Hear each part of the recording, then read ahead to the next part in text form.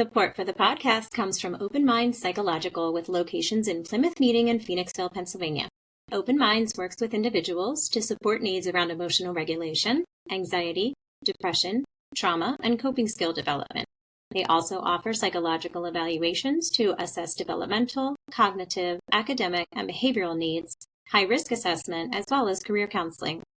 Evidence-informed group therapy options are offered periodically throughout the year around topics such as anxiety awareness and skill building, social skill development, ADHD and executive function coaching, as well as parent support groups.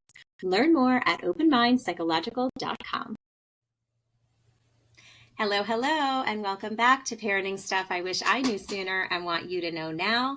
I'm your host, Erica Desper, the founder of the Center for Confident Parenting and a mom who seemed to learn everything I needed to know the hard way. My guest today is Maude LeRoux, an occupational therapist and the founder of A Total Approach, where she and her team of providers offer unique assessment and intervention protocols not found anywhere else by chasing the why behind each child's developmental and behavioral challenges, knowing that intervention's more successful when targeted as close as possible to the origin of the challenge. Maude, thank you for joining me. Wonderful. Thank you for having me. Yes, I'm very excited. Plus, I just love your accent, so this will be a lovely, lovely podcast. Tell our listeners a bit about yourself and what brought you to do this type of work. No, that's a long story. Do we have 3 months? You might have to narrow it down. No, but I'll just shortly, I'm an occupational therapist. And so for me, the big deal is function. I want the child to be able to get to a good place of being. I want the family to feel empowered with how they understand their child. And basically, I was a late bloomer. I kind of did my young thing by just doing all kinds of fun stuff until I decided, okay, I need to become more serious.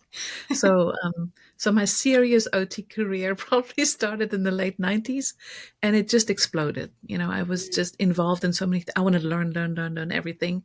And still today, I'm on a training course every month of my life.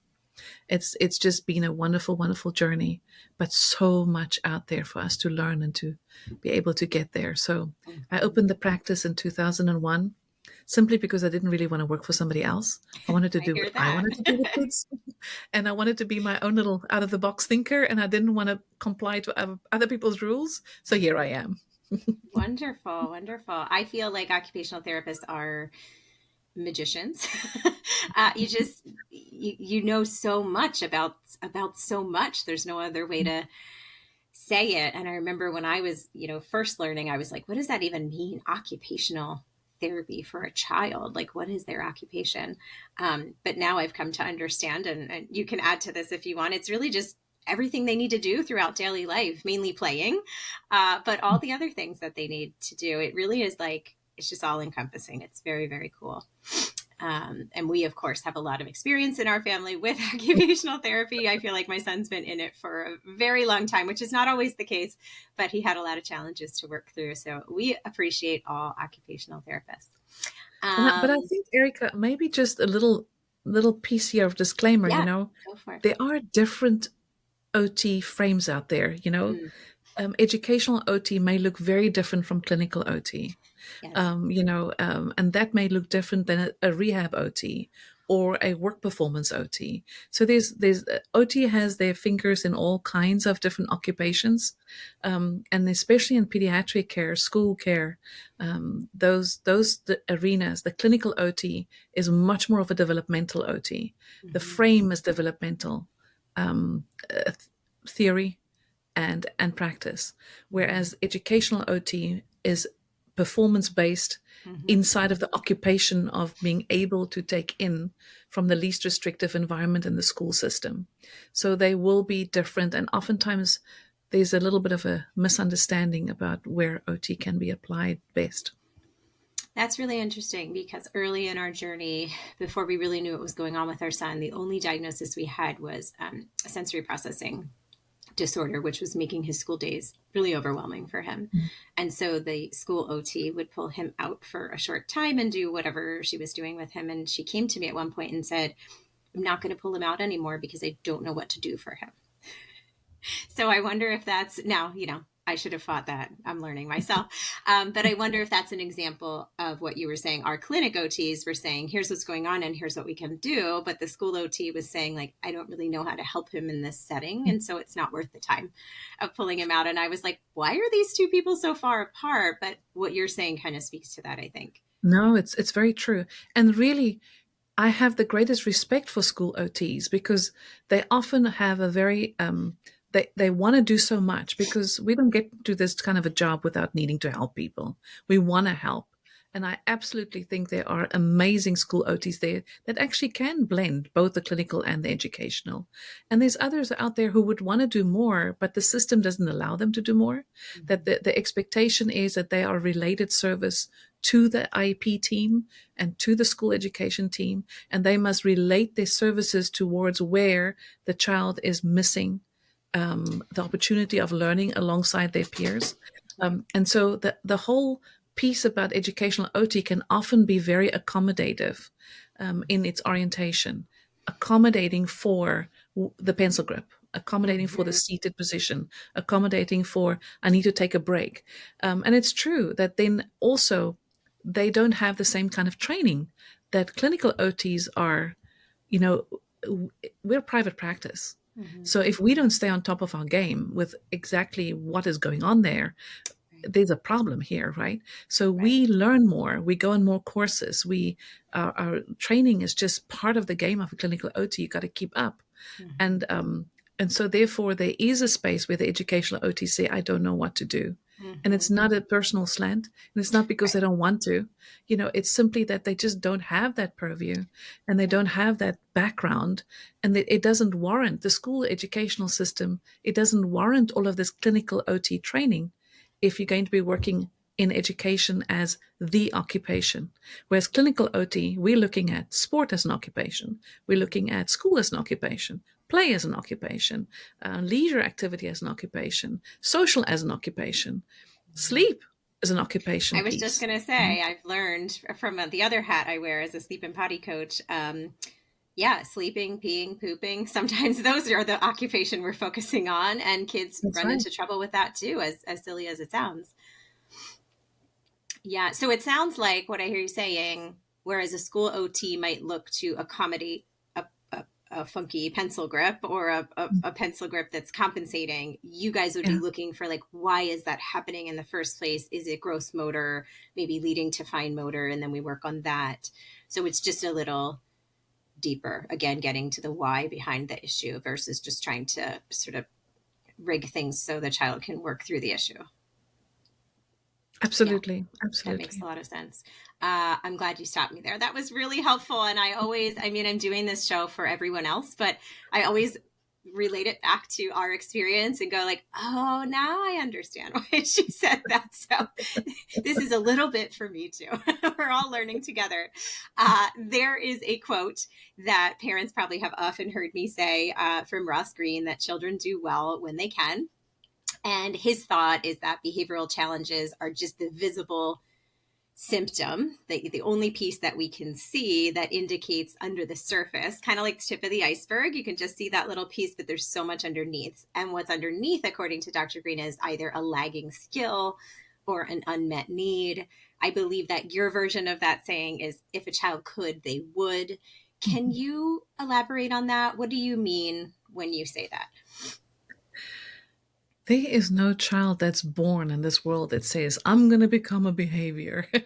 I'm going to have trouble at school, right? We're not born that way. What we are born to do is to have a nervous system that can operate in a way that we can feel functional, that we can feel productive, and we can partake in our communities wherever we are. And so we have a natural inclination to grow, a natural want to reach out, to attach to our caregiver, to say, hey, teach, what you got for me today? That's a natural piece, right? But when I have developmental delay, I shy away from that natural bend towards that piece because I first have to make sure if I put myself out there, am I going to feel safe? Am I going to feel like I can produce? I can be where you want me to be. Mm-hmm. So, what a child then does is they use their nervous system they know there's a weakness somewhere, but they don't know what to call it, and they don't know that their bodies are different than the kid next to them. So what they start doing is that they build in protective mechanisms, and those protective mechanisms can look like shutdown Mm-hmm. on a severe end, could look like simply saying, I'm out of here, whether Which in could be mind or in called body. resistance or refusal That's or right. Aggression, oppositional you know, defiance. that's right. All of the above, right? Those behaviors, I think, and the word behavior becomes a little sort of niggle in my system because behavior is behavior, right? Mhm. It doesn't have to be always negative when we think about behavior, and especially for the child. If we start seeing the behavior as the child's need for protecting against their vulnerabilities, it changes the whole place of, if I could, I would. Mhm. That when I have to contend with this body that's taking in all these mixed messages. Here comes my auditory and there comes my vision, and what the teacher is showing and telling does not come out the same way. So I'm going to shut down my auditory and just look, or I'm going to look out of the window and just listen. But that looks distracted. No, no, look at me, right? And then all of these little behaviors start making sense when you think about the child's adaptive response is at work and they're trying their best to do what they have. But Mhm. unfortunately, if you only focus on the surface behavior, Mhm. then it becomes like, well, I know he's got the intelligence. He knows what he's doing. I know they got what I asked them to do. Why aren't they doing it? It must be stubborn. It must be willful. No, Yeah. children would love to please us. Yeah. They would love to please themselves. There's no one who wants to feel out of control. There's no one who doesn't want to feel like, I can't be productive. I can't be a part of this group. We Mhm. want to belong. It's a natural inclination to want to belong. But when I pull out of that belonging, it's oftentimes looking at, why is that pulling out the adaptive strategy that that child is using at that point? Mhm. And then we chase the why.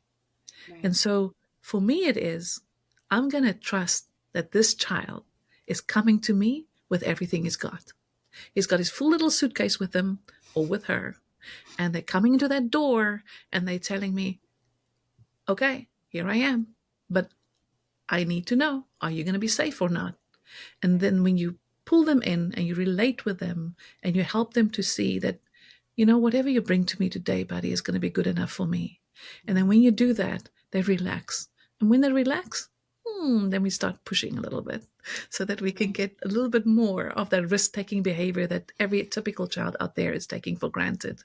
Yeah. And I would want this to sound like a relief to parents. I think if we're seeing, or even teachers, if we're seeing the surface behaviors as this child is giving me a hard time, everything after that is through the lens of that. We make a lot of assumptions. We do punishments, we do consequences. Whereas if we can shift to seeing this child having a hard time and why, then we're looking through that lens and we can, That's right. maybe make some progress with them. And it's really Yeah. hard. I mean, it's definitely easier said than done, and we talk about this a lot on this show. But yes, they're not giving you a hard time; they're having a hard time. And then I just want to stress this piece about safety. I've learned a lot of what you're talking about already, but if another parent hasn't, I could hear them maybe hearing this and saying this to themselves, like, what do they mean? Of course my child is safe. Like, what is Maude saying? That, we have an unsafe home environment, right? Or something's happening in school that's not safe. But just to clarify, you mean that, like, within their body, because of what they're processing through their senses, their nervous system is kind of kicking into high gear, and it's that sort of unsafe feeling of, I need to protect myself from all of this input. It's not That's right. like unsafe the way we might think of it, right? Yeah. The biggest analogy I can give you is, remember when you learned to drive a car the first time and you got behind that wheel and you had to put your foot on the gas pedal, and then you had to put the foot on the brake pedal, and then you had to judge the distance between cars, and then you had to make sure you're steering all right, and you can't look down at your feet because you have to look in the road, and then the people said, stop, stop, you missed the stop sign, I just want to sort of simulate all that Mm-hmm. anxiety we went through that Right. first time, right? And you could So have someone very supportive in the seat beside you, very calm, very absolutely. loving, but you It, still have that feeling like, oh my gosh, this is not okay. That's right. Now, our kids with sensory needs come to school every day with that. Mhm. And where you and I, with a typical nervous system, can learn to adapt to this new learning, and it can become habitual for us, so that now we can drive a car without thinking about how we're driving. We're thinking about the dentist appointment. We're thinking about where we're going to. So we're freeing up our mind because the body is taking care of the rest. Now Mhm. that's what our kids don't have with sensory developmental delay. And it's an internal thing. If I broke my arm, you know I can't use it. Right. But how do you know that the nervous system is a little bit broken inside, Right. right? You wouldn't say And like, stop giving me a hard time, put your shirt on. can you just sit on your hands and not tap on that desk enough? Right. Can you just do that? Just and the word Exactly. just for Oh these yeah. children is like ish. They don't know what to do with that word just, because it's never just for them. They have Right. to re-gear like transitions, right? Yep. Oh It's yeah. so hard to when they just got focused on something, just got into a space of being, and then we say, oh, but can you just quickly come over here, it's only 5 minutes, and then they Right. say it's going to be forever. Right. Right. Right. Right. Because Yep. they can't do that nice little flexibility that we have in our nervous system. Yep. And I'm a huge fan of Mona LeRoux and her book Beyond Behaviors. I'm sure you're familiar with it. If a parent is like, this sounds like my kid, I want to learn more, I highly recommend. She has another book too. I can't think of the name of it, but anything by Mona LeRoux is fantastic. So what types of challenges, scenarios, diagnoses are parents and kids coming to you with? Are they coming and saying like, I have a bad kid, or what are they noticing that brings them to you? Oh, it's a variety. It's a variety of kids who come. I would say probably the biggest common denominator is behavior and sensory processing. They're there, but we have a separate arm now for reading and writing disorders, a Mhm. separate arm for ASD, a separate arm for ADHD and executive, and then a separate arm for sensory processing and dyspraxia. Mhm. And we've also developed now a separate arm for trauma informed care with Mhm. kids who've gone through trauma or have gone through adoption, and things don't completely going the way that it needs to.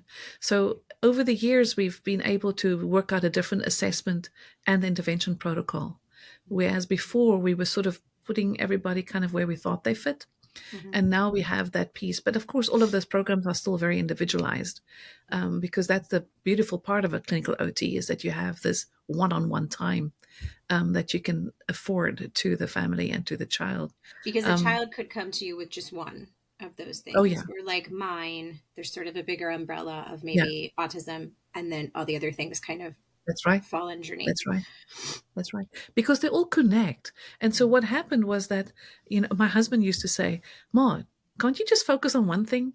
Because that's the kind of thing that he Oh no, does. you and He's like, I, "It's we're not." like, we're the same person. We can't just do one thing. So I said to him, but they all relate, because Mhm. if I have a child with ASD, um, you know, they often have attention problems too. Yes. But do they have a true attention deficit? Right? So that's a question that I think a Right. lot of professionals still have to answer. If I Mhm. have a child with dyspraxia, are that also going to show some autistic traits because they may play with things lining up because they can't figure out how to sequence and how to use a motor plan around the toys, right? So there's so much interrelatedness that I Mhm. said to him, how on earth can I separate them? Right. But I do think that there's a different space of work that needs to be done. And as we figured it out from one intensive program to another, how we want to kind of look at this type of profile a little bit differently than that one, and then also in that still do individualization. Mhm. It just became easier, right?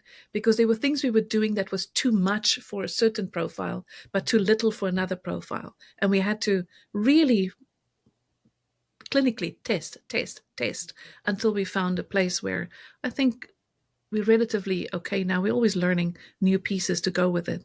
It's not a one size fits all.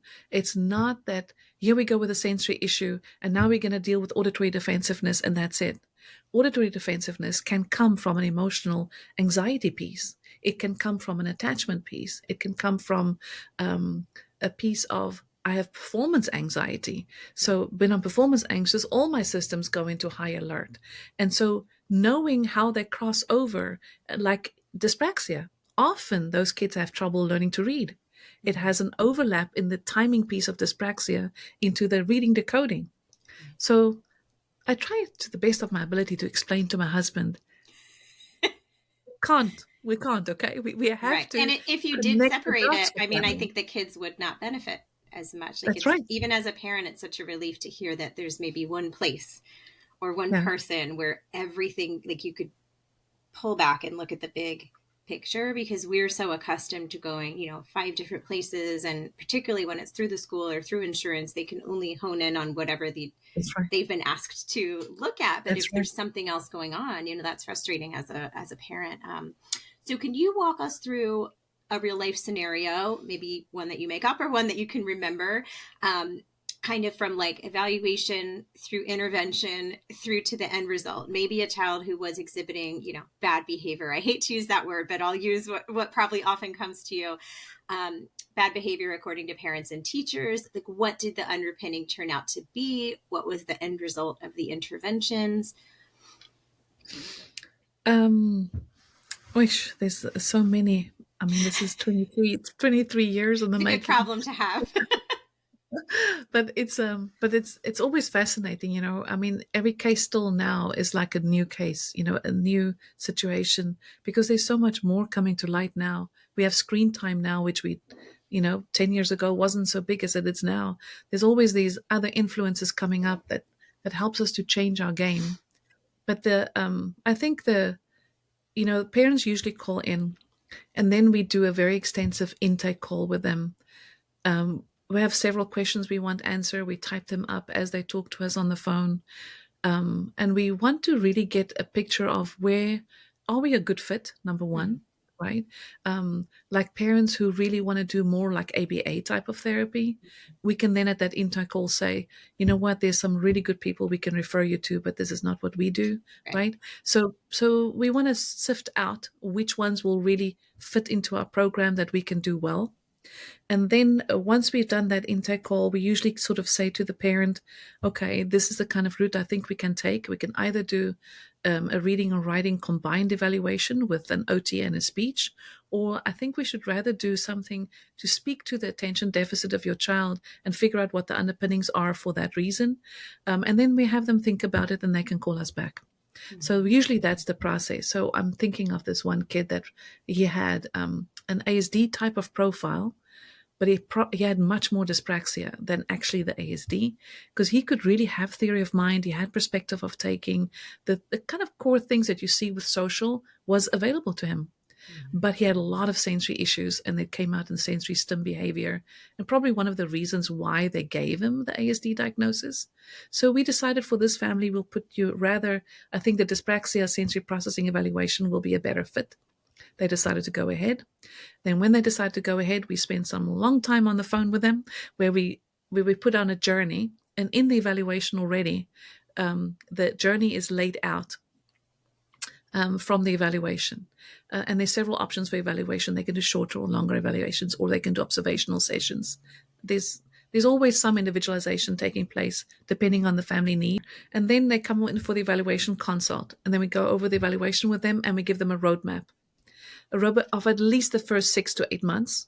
And we tell them, okay, this is the kind of program that I think will be good. There's, even though we want you to know the fuller picture, we may change the picture as we go because we want to stay individual to your child.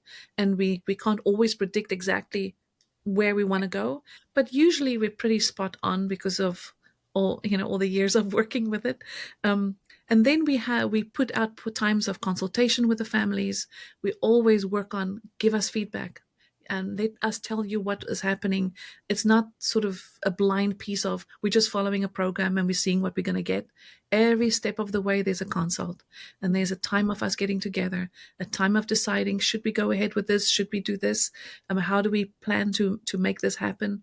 And all the while, the family is sort of giving us what's happening at school, and giving us feedback, so that it's an organizational place of a meeting of the mind, so to speak. And we also videotape some sessions that we edit for the families, and we send it home to them with my face coming up, and I'm talking about their child, and they can see the things that I'm looking at as an OT, simply because we want them to be informed. It's so important for us. Our mantra, the total approach, is equipping the child, empowering the parent. We want the parent to know, you know what you needed to know. You know what you know now that you didn't know then, right? It's that piece that's so important for us. So then we take this journey together. And there are things that we just don't know that parents do know. And there's things that parents don't know that we know. And so we get together and then we say, let's journey with your child and let's take them every step of the way and support them. And the journey could be intensive work, it could be weekly work, it could be home programs, because some of our programs can be done easily at Yes, it home. is It highly could be personalized. center based. There's a lot of versatility. Yeah. And you do have the ability, ideally, a family's coming to the clinic and it's hands Oh on. yeah, But I did see on your website, you do have some, like you said, ability to yeah, help at a distance, I guess, that's right. depending on the situation and the intervention that is needed. That's right. Yeah, we have kids in almost all states. We have families that we follow. So the we can't do therapy across state lines yet because of licensure, but we can consult and we Okay. can do like video reviews. So we Hmm. can do that piece. But the therapy, then we try and work with one of their local therapists, to become part of their team when it's out of state or out of our jurisdiction. Excellent. I will, for sake of time, I want to have you back again to talk about all the unique things that you offer at your space: Tomatis, interactive metronome, DIR floor time, reflex integration. I think most of us don't know what those what those terms mean and what those interventions look like. So let's table that for a future conversation. No But for problem. today, what is one thing that you've learned on this journey of supporting children, that maybe we haven't touched on yet, that you just want parents to hear as soon as they can hear it, as early as you can get it to them? Go slower to go faster. Mm, This is so important. This is probably the thing I have to say the most in every consult that I do, even the mentoring of the therapist that I do. It is, of course, we as parents are worried about our child's future. Of course. I would have been very worried if you weren't. It's and that catch up game that we train you to think that way. We tell you your child is 2 years delayed in this and 3 years delayed in that and 5 years delayed in this, and you look at that and you're like, how am my mm-hmm. child going to catch up? But remember that as we are worried about the future, today is the scaffold for tomorrow. So if we can harness today to the best possible ability, we are looking at a better future. Mm-hmm. So for this, that anxiety that takes us into the future, how my child's going to do in tests, how is he going to get married one day, what's he going to hold a job one day, right? That anxiety, see if we can sort of pull back a little bit and stay in the moment, stay to go slow. Because when we do that, the child has a scaffold on which they can build that tomorrow we want to see. Oh, I love that so much. I could listen to you all day. I know I always say to my families, it's similar, I think, but I'm gonna steal your line. Go slower to go faster. With potty training, it's very common for parents to say, like, I don't want to use the little potty. I don't want to have it in the room where my child is. I want them to just learn it the way it's going to be in the end. They leave the room, they go to the bathroom, they use the big toilet, because then we won't have to make changes along the way. Yeah, And hey, some kids can learn like that. And if they can, go for it. But for a lot of kids, it's kind of like being at the playground and wanting to climb the ladder, and they just can't reach that first rung. So as much as you might say, like, just climb the ladder, if we don't give them a boost to that first rung, or even add a rung, they're not going to get there. So we have to that's kind right. of bring it down to their level so they can master it, so that they can then move to the next one. And that sounds a lot like what you're saying. Again, easier said than done, but really, really important for parents to hear. That was fantastic. And that is a gem of wisdom we have not shared yet. So I hope that someone finds it very helpful.